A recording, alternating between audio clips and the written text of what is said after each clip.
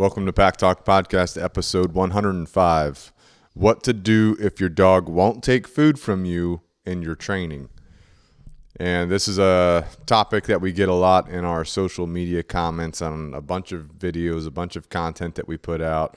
What if my dog won't take food? My dog won't take food in training, blah, blah, blah, blah, blah. Those types of comments. So we've tried to respond to those comments in different formats, so we're just going to do a formal podcast episode to talk about some of the troubleshooting techniques that you can utilize to increase your dog's food drive, to increase your dog's hunger drive if your dog is struggling to take food from you. Now, before we get into that, it's important to understand your overall systematic progression to get your dog from your starting point to your finishing point. So we've put out 2 podcasts recently. Episode 94 is our puppy raising guide. Episode 96 is our dog training guide. And if you go to those episodes, you'll see and you'll hear about how we lay out all of our dog training from start until basic finishing point. We know that training's never ending. You're going to continue to do training maintenance. You can do different things later, but our standard training progression is going to get us from a dog that's completely untrained, leash puller, out of control, bad behaviors, to a dog that we can live with in our day-to-day routine, in our family, in our home unit, however you're operating with your dog. But with all that being said, we use food in our training. You should be using food in your training.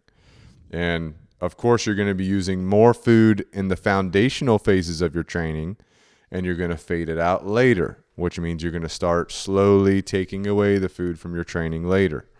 Now, we also get a lot of comments about you shouldn't have to use food in your training. You don't need food in your training. I don't have to use food with my dog's training. So that's another misconception that's out there about using food in training, how it makes you a bad trainer or how it makes your dog not listen to you. It makes your dog listen to the food. And of course, if you're using food improperly in training, your dog might be paying more attention to the food than you. But the way that we use it, the way we've laid out in episode 94 and 96 of the podcast, your dog, the food is just a connector for you and your dog. The food is a way for you to communicate with your dog and motivate your dog to work for you, to learn things with you, to want to pay attention to you. And then, like I said, as your training progresses, you slowly take the food out of the training. All right. So and when I was first dog training, I worked for a different company. They were anti-food rewards. They were anti any type of rewards. We don't do any type of rewards because we don't want the dog paying attention to the rewards. If we use rewards, the dog won't pay attention to us, and all of that is false. All of that is just a myth. All right. So if you're working with a trainer or you're a trainer and these are the things that you're hearing, just know that those are false and you need to start using food properly in your training. All right. So that begs the question, why do we even use food in our training? So remember that your dog is a living, breathing being that you cannot communicate with the way that we communicate. Humans are verbal beings. We communicate verbally. I'm talking to you right now. If you're watching the video, you can see me talking to you. But dogs don't operate like that. If I'm talking, the English language to the dog doesn't understand that. If I speak German, some people think that if you speak German, your dog understands that. That's not true. Okay, dogs don't understand verbal language. Every noise can be conditioned to be something, which is what we do with our obedience work. For example, we say sit, our dog sits after we've taught them that. We say down, they lay down after we've taught them that. Those words are simply conditioned to the dog. And just like anything else, we have to maintain that conditioning as time goes on with our dog. It's not just a one and done deal, right? You have to maintain that conditioning. Otherwise, that word will lose its conditioning and your dog will no longer perform the muscle memory behavior set that's chained to that specific word. All right. So why do we use food in our training? Number one, your dog needs to want to do what you want them to do. So the food is a link where you're able to show your dog things and communicate to your dog things and slowly start conditioning them to things in a way that they understand. You've got to put yourself in your dog's shoes, whether you're a dog trainer, whether you're a dog owner. So we use the food to help our dog want to pay attention to us, want to learn from us first, show them that we're an interesting thing. And then secondly, we use it to help show them what we want them to do. So for example, if I'm teaching my dog how to sit, I'm going to take that food, I'm going to put it in my hand, I'm going to show it to my dog's nose, and then I'm going to start slowly moving my hand with my dog's nose following the food, my dog's head following their nose, and my dog's body following their head, which is following their nose, which is following the food in my hand. This is what we call luring, food luring, where we manipulate our dog's body through food in our hand. So I can have that food in my hand, I can lift it up slowly over my dog's nose, and in general, that dog will slowly start to perform a sit behavior. They don't know what they're doing, they're just moving their body in accordance to how you're moving your food lure, which is the food in your hand. So that's how we're developing our dog's muscle memory of behavior that we're trying to get them to complete. And I'm not going to go into too much detail on that because I've already gone into detail on how to do all of that in episode 94 and 96 of Pack Talk Podcast, which you can easily look up and reference to, okay? But today we're asking, why do we use food in training? So again, our dog needs to want to do what we want them to do. We just talked about food luring, so we're going to use food to help show them what we want them to do and then reward them along the way so they want to do that more often. That's what we call reinforcement history. The things that they're constantly being reinforced for, they'll keep doing, all right? So that's one reason why we want to use food in training. The other reason why we want to use food in training is because we need to motivate our dog somehow. 99% of dogs are going to be motivated by food. They might not be taking food from you at the beginning, so we'll talk about, like I said, troubleshooting on how to increase their hunger drive and get them to start taking food. But some dogs will just start taking food right out the rip with you. Then there are, I would say, possibly 1% of dogs that you will not be able to increase their hunger drive. So with those types of dogs, they might be motivated more by physical contact or something else. If you're a dog trainer, you've got to be able to think critically. You've got to be able to figure out what is this dog, what is motivating this dog, what can I use to motivate this dog, okay? So in most cases with most dogs, you're going to use food in the training, and you've got two ways, two types of rewards. I call these types of rewards that you'll use to motivate your dog and train with your dog. Your first type is what I call a low arousal reward. And this is a reward in which your dog can think clearly, all right? A low arousal reward, your dog's not getting into an overly excited state. Your dog is able to think clearly and, like we talked about earlier, follow that lure. Do something that you're trying to get them to do without freaking out, okay? Then you have a high arousal reward. And in a lot of dogs, this will be like a toy. You know, traditionally it could be like a ball. You're going to play fetch. You have a lab, for example. You bring out the ball. Your lab's getting jacked up because you're going to play fetch with them. That's what we call a high arousal reward. And a high arousal reward is not good to teach with because your dog goes into an overly excited mental state and they can't think properly. So it's going to be very difficult to pinpoint to your dog when they're doing something right, when they're doing something wrong, and then reward them for that. And doing repetitions is going to be very difficult because we all know for training we need solid repetitions. So we would prefer to use a low arousal reward to teach your dog, and then a high arousal reward to proof your training, which means you teach your dog everything with a low arousal reward. Once everything's solidified with your dog, then you would start using a high arousal reward to proof all of this training and make sure that your dog can still perform even in a heightened mindset. Now, there are some dogs where food tends to be a high arousal reward to them. And what we try to do with those dogs is bring down their arousal level in regards to the food so they can think clearly with the food. We try to instill some self-control, some impulse control with that dog so they can think clearly with the food.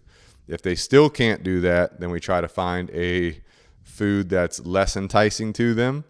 And then if we still can't do that, then we'll have to use maybe physical touch to teach them as a reward, and then go to the food rewards later. It literally depends on the dog, but in most cases, if a dog is getting highly aroused by food, we're able to bring that arousal level down so that they can pay attention and learn effectively with the food, and then we'll take them to high arousal after that. All right, but just keep in mind, in general, you've got two types of rewards. Low arousal, which is the reward you're going to use to teach your dog, which would be food in most cases. Then high arousal, which would be like a toy, a ball, a tug, something like that. That's what you'll use for your high arousal to proof your training later. All right, so why do we use food in training? Number one, our dog needs to want to do what we want them to do.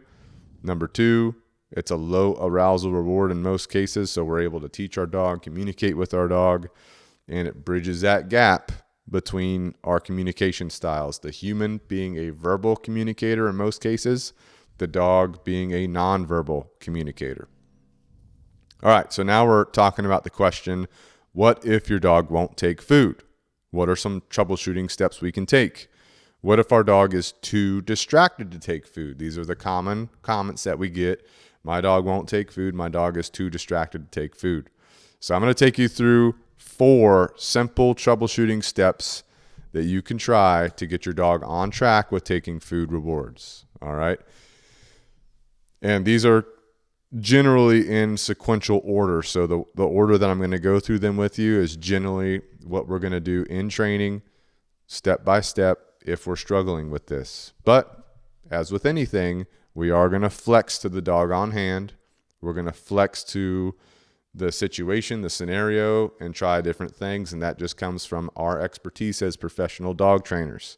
So if you're DIYing your dog trainer at home, I would do these steps in sequential order to see if you can instigate that hunger drive. All right. Step number 1, your dog's not taking food. In that case, I would recommend feeding your dog their food from your hand. So this would be any mealtime food. If you're feeding kibble, if you're feeding raw, you would get that in your hand when it's mealtime, and you would give that to your dog directly from your hand. Now, I don't just mean sitting there and taking a scoop of kibble in your hand and just giving it to your dog. I don't mean sitting there and taking a piece of raw and just giving it to your dog from your hand. I would have your dog look at you for that food. So at first, and again, I don't want to go into too much detail because I've covered all of this in episode 94 and 96. But at first, if my dog's just looking generally in my direction, I'll say, good, I'll give him the food. But as time goes on, I'm going to increase my criteria for that dog to access that food by having them look at my face. They look at my face, I say, good, I give them the food. And this is where we use the food as the foundation of training right here. Where the dog's looking at us, we say good, we give them the food. We're not just handing them food, we're marking good. We say good, that's a verbal marker. We mark that moment in time to the dog, then we give them the food. So that's doing a couple things for us. That's conditioning our verbal markers, and it's establishing our engagement, and it's establishing our eye contact. And again, I've talked about all this in episode 94, 96, so I'm not going to go into any more detail on that.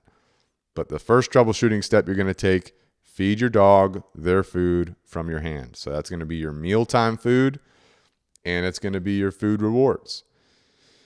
Now, I've taken dogs that are on homemade food, like crock pot style food, and it's kind of mushy, it's kind of mashy, and I'm just feeding that out of my hand. You might think that's a little bit disgusting, but you got to get it done to instigate the hunger drive, okay?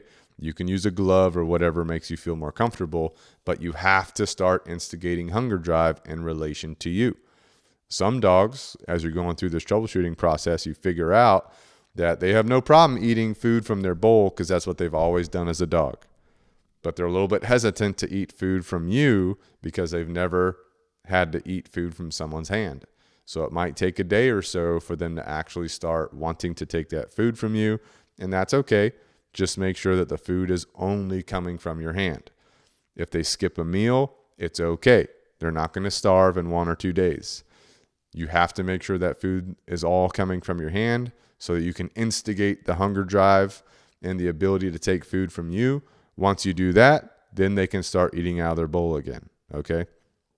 Sometimes if you have a dog that's eating kibble, maybe they're not that interested in the kibble, at least from your hand. You might have to mix some food rewards and kibble together. So that can be another tactic under this first troubleshooting step. Let's say you're trying to feed them their kibble out of your hand. They're just not interested in that. It's been a day or so. At that point, I'll start mixing food rewards and kibble together in my hand to instigate that hunger drive, get the dog to start taking food from my hand. Once it's started, once it's reliable, then their mealtime food can go back in their bowl and their food rewards can come from your hand still, okay? If your dog is still not taking food after you've tried this and the only food available is actually coming from your hand, which means your dog's not eating table scraps from underneath your table, not eating table scraps from someone else in your house. If you have kids, they're not eating food from your kids. You got to make sure that's not happening, because if that's happening, your dog can hold out on you even longer because they're getting food other ways. They don't have to actually start eating from your hand, all right? But if you're doing all the right things, the only food available is coming from your hand, and your dog is still not taking food, I would proceed to step number 2, which is your troubleshooting step number 2, is to go to a lower distraction area, then slowly increase your distractions from there. So let's say I've gone out in my yard and I'm trying to get my dog to eat from my hand. You might not think that it's that high of a distraction area, but your dog might be distracted by something in your yard. It could be cars going by, people going by, just being outside in general. There's a lot of smells. There's squirrels or other animals out there. So this could be more distractions than you can think. And this is something that I dealt with my own dog back when I first started training. So some of these distractions, they could actually be stressors on your dog. And one of the reasons that a dog may not take food is because there's some kind of stress or stressor from the environment. High distractions or a new place or a place where they have practiced high arousal too can be a stressor on the dog. So let's say your dog's used to running after things in your yard, and now you're out in the yard trying to train with them with food. They're not taking the food. It could be because there's something stressing them out. It could be because there's just environmental factors going on. It could be because your dog has just practiced bad behavior in your yard for such a long period of time. It's really difficult for your dog to get on the train of training in your yard.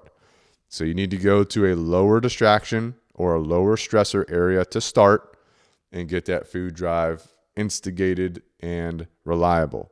Once that happens, then you can change up your location, go back out into the yard, train in the yard, go from there. So my recommendation is, if this is a problem, just start off in your where you're normally feeding your dog. So let's say you feed your dog in your kitchen area. I would do your hand feeding in the kitchen area where your dog is used to eating in general. If your dog is normally used to eating food in the dining room, take your dog to the dining room, do your hand feeding there where your dog is used to eating in general. You kind of get my point here. So if your first troubleshooting step is failing, your dog's not taking food from your hands, even if that's the only food available, you've tried to mix your food rewards with it, still not working, maybe number 2, you got to consider, am I in a higher distracting area, or is there a lower distraction area that I can go to? Some people have spare rooms of their house. You might try going there. Some people have a garage where it's a comfortable place to be at. You might try going there.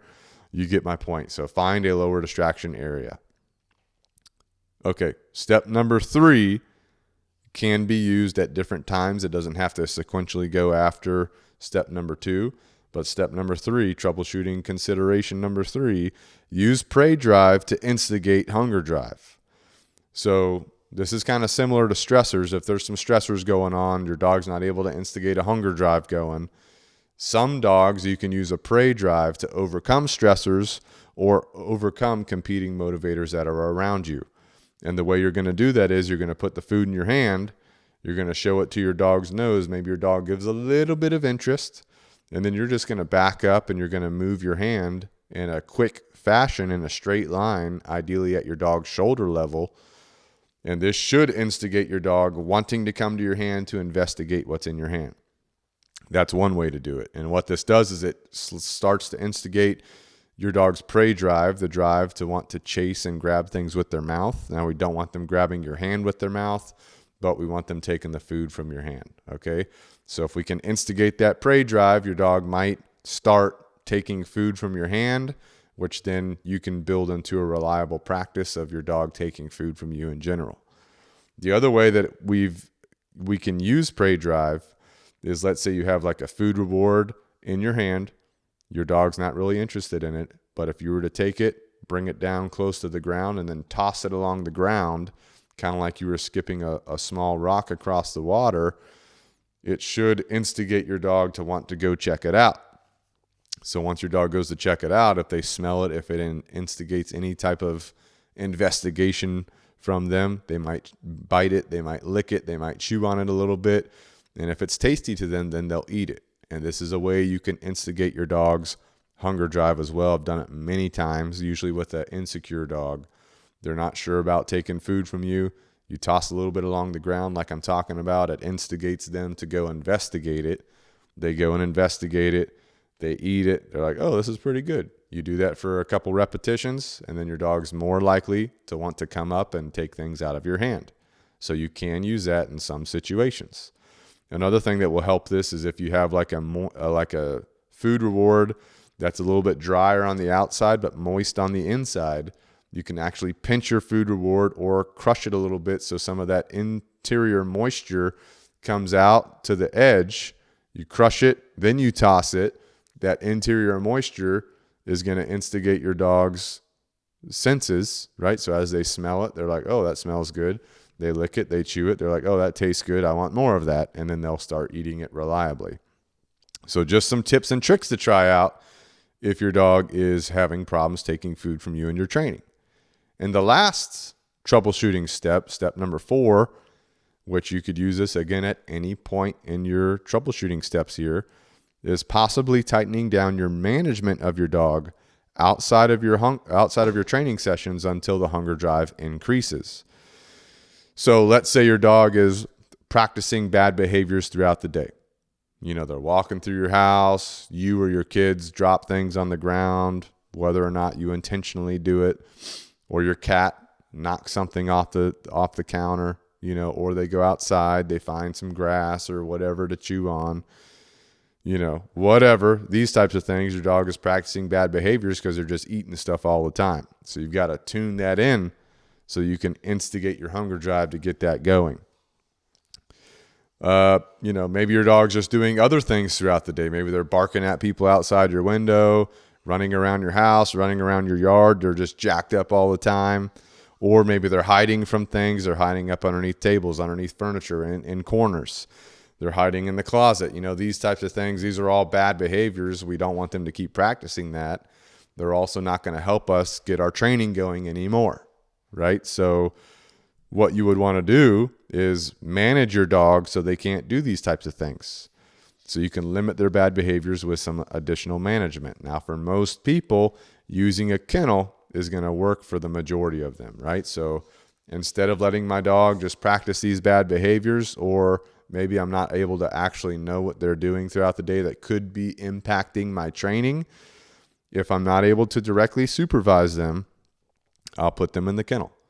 And maybe they're in the kennel for a little bit longer than they're used to. That's okay.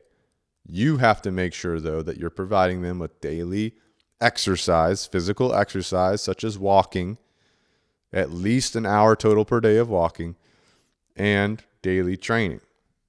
All right. And your training is what we're talking about right now, where you're trying to get that food drive instigated. So if you put your dog in their kennel outside of these times, it's okay, right? You take them on their walk before they go in the kennel. After they get out of the kennel, you take them on a walk, you take them outside, you do some training, you do some other stuff. That's totally fair. It's not fair if you just put your dog in the kennel, you never walk them, you never train with them. They just go to the kennel, they go outside, they go potty, they go back in the kennel, they're getting nothing else. Or, hopefully this is not I'm assuming someone in this situation would not be listening to this podcast where they never take their dog out in general. They just leave it in the kennel. The dog's pooping and peeing on itself. That's not okay, obviously. But for most people, a kennel is going to help manage some of these times throughout the day where you're not able to directly supervise your dog, just in case they're doing things that are working against you. And a lot of times when you tighten down on this management, it makes your dog want to pay attention to you more because they're like, I'm coming out of the kennel, I want to do stuff. So what stuff do? We take some food from our hand so that we can start learning other things in our training progression. Some people could get away with using an X pin instead of a kennel or with the kennel.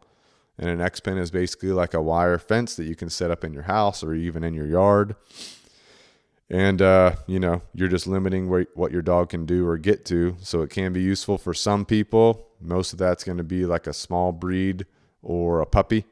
But with the bigger dogs, you'll definitely have to start using a kennel to help get some of that time management in. Again, episode 94, 96 of the podcast are going to detail your training progression.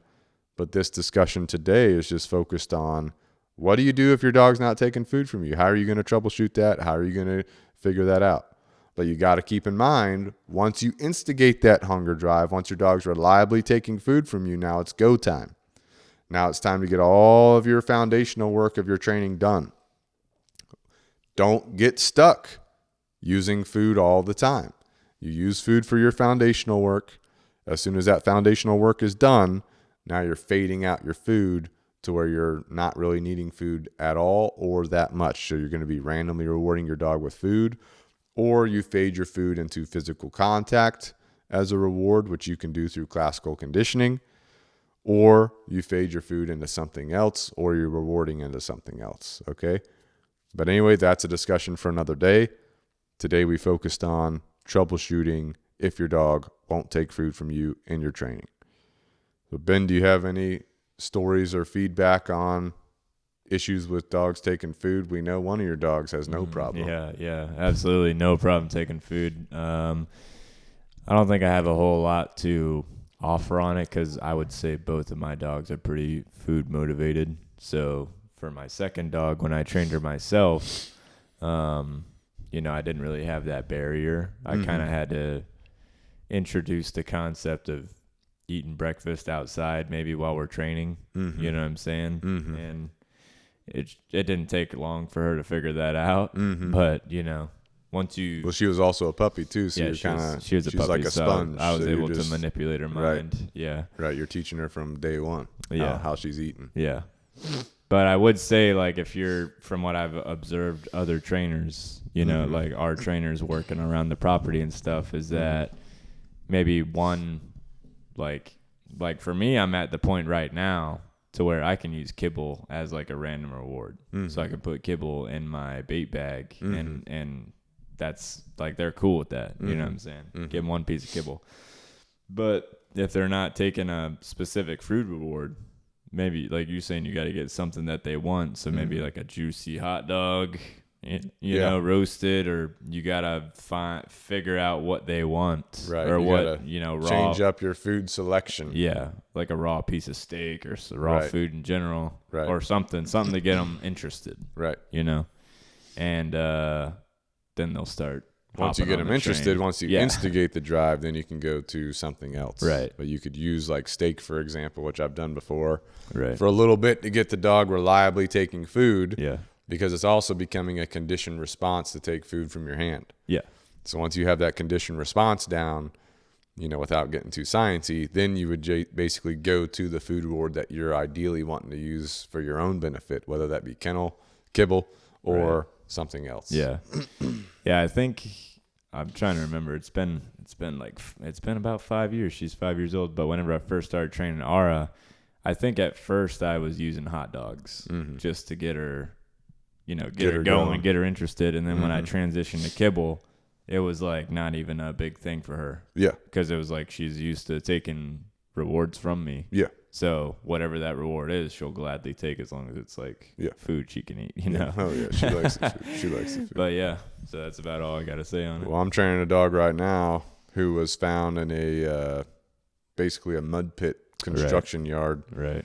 And that dog was having trouble taking food from me at the beginning of training because he was very distracted by things going on around him.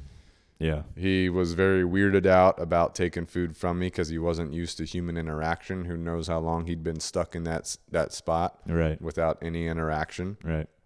But he had an obsession with food because he had not had food for a long time. Yeah, yeah. So I tried different tactics because when he first realized that he could take food from my hand, he started biting my hand pretty hard. Yeah. So that's a whole nother discussion about how do you get a dog that's taking food from your hand hard? How do you teach them to take the food from your hand soft? Yeah. Right. So we had to teach that to him, but also he was very distractible. So he would be interested in food for a little bit and then he would get distracted by something. Right. Just because mentally he wasn't able to process. So after several days of a little bit of food work at a time, keep your training sessions short. Right. Keeping him focused on the food. Yeah. You could tell slowly he would start to be able to think more clearly. Yeah. And then he also didn't have the concept of food luring following a hand. Right. Because he had limited human contact, if any. Yeah. He's basically a feral dog. So then teaching him how to follow a hand to access the food, that was the next thing we had to teach him. Right. But now he's very smooth with his luring, very smooth with his food taking.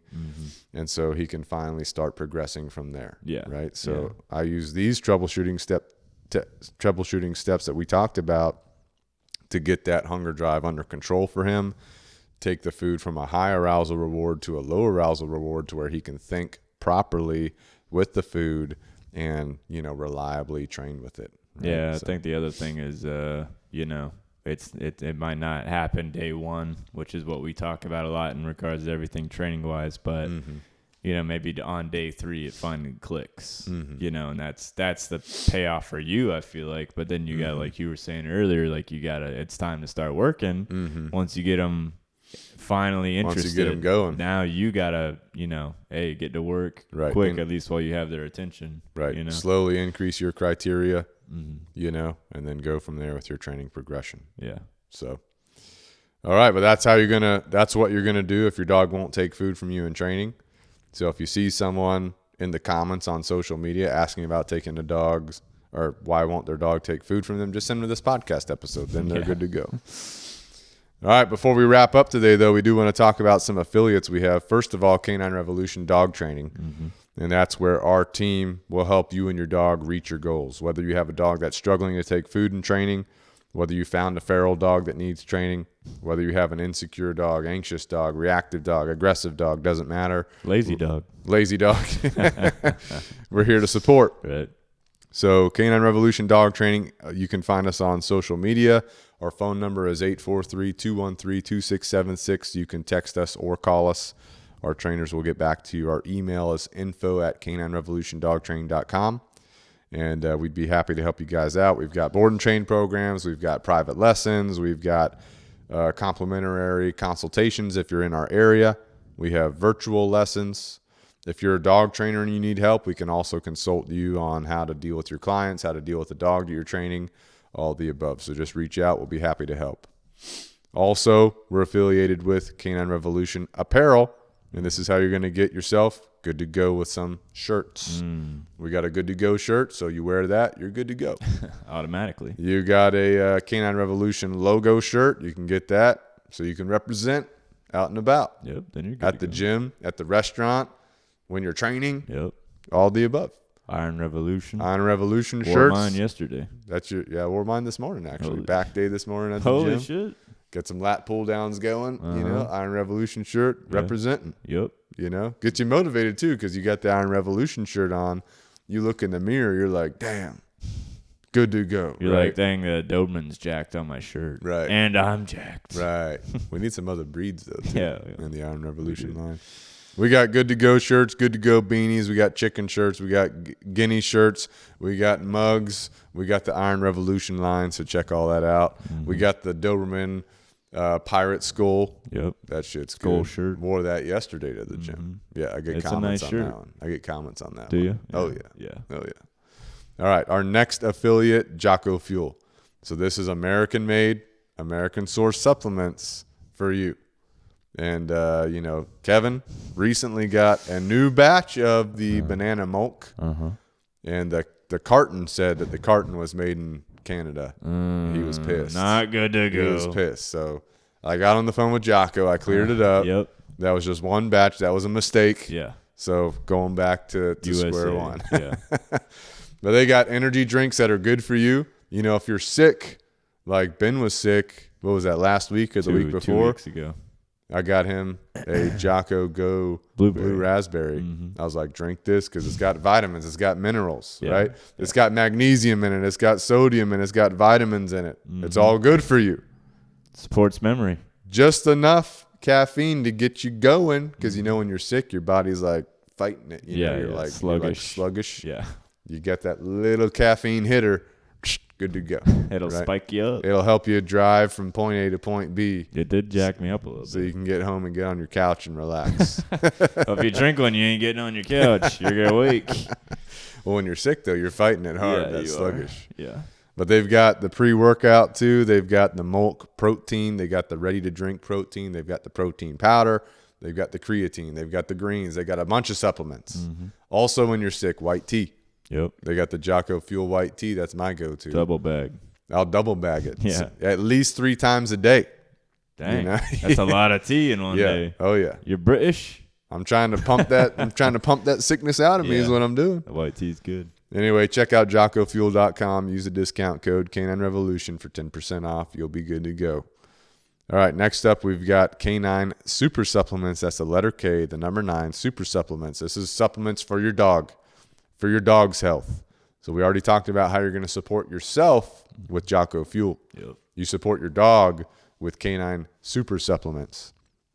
They've got the joint support supplement. They've got the weight gainer if your dog's struggling to gain weight or maybe needs to gain a little bit of weight. They've got the multivitamin, which is your dog's immunity support. Yep. They've also got the puppy formula, which you can give to adult dogs, but it's kind of like your all-in-one, boom, good to go. Right? So what I recommend for most people, go to caninesupersupplements.com, get the joint support. If you can only get one, get that joint support because that's stuff that's not going to traditionally be in your dog's diet. Right. Drop that into your dog's food, boom. Now you're helping your dog. And you're helping you. That's what I got. Because you're giving your dog some of that longevity benefit for the joints. Yeah.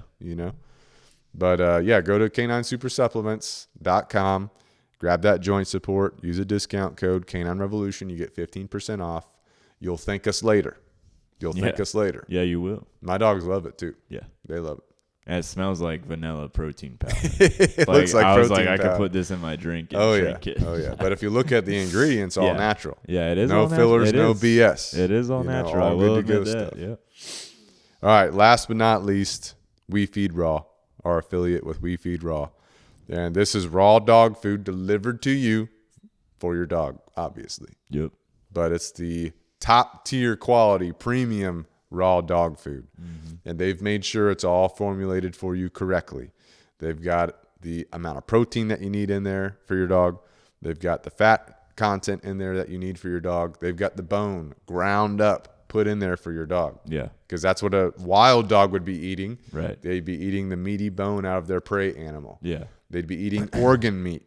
They've got that ground up, put into it too. It looks like ground beef when you have it. Right. It looks like a brick of ground beef, but it's got all this formulation put into it. Yeah. All the different components that your dog needs. Boom. Yeah. And I'll tell you what, before I started using We Feed Raw, my senior dog, Sarabi, she's like 15-ish. She's an old girl. She's an old lady. So she was eating kibble, but she wouldn't eat it. She actually started turning her nose up to food, turning her nose to kibble. Yeah. So I got her the We Feed Raw. Boom. She's loving it. Really? So I got her 100% on the raw. Yeah. And she's performing better. She's moving better. Seems like she can hear me better because before that, it seemed like her eyesight was going bad, her hearing. Yeah. Or she's ignoring me. One Right. or two, Well, it could be. Yeah. She's retired from the serious training stuff. Yeah. We get done what we need to with her. But everything in her has improved. Her weight has improved. She has DCM. Seems like that's actually getting a little bit better. So I'm like, shit, man, I should have been feeding her raw years ago. Right. That could have helped her be better at this phase in life. You know? Yeah. But we've got her on the raw. We got the scoop of the Canine Super Supplements, joint support in her food daily too. Yeah. So she's on the path for longevity. Yeah. Right. And with my other dogs, my two Dobermans, I do have them on a raw kibble blend right now for budgeting. Yeah. Because we know that for most people, myself included, raw food can be more expensive. Yeah. So I've prioritized my senior dog to have the 100% raw diet.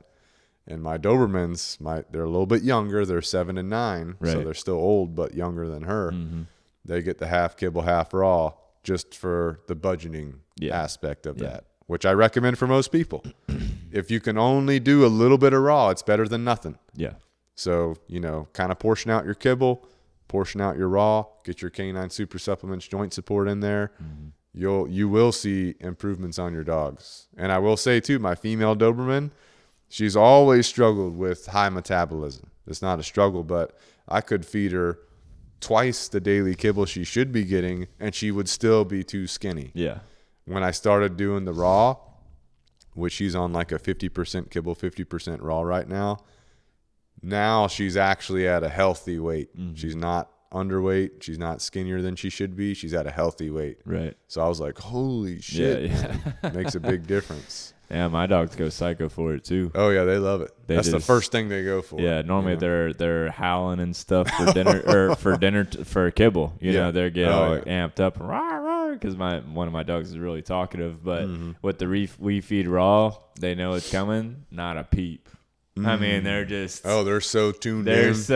They know that good's coming. The good's coming. They're so tuned into the good stuff. They're like no noises or nothing. It. Yeah. Oh yeah. And and then they just go psycho for it, it's gone real fast. Yeah, it's gone. They eat it so fast. It's crazy. But I do the kibble split, and I do the super supplements as well. Yeah.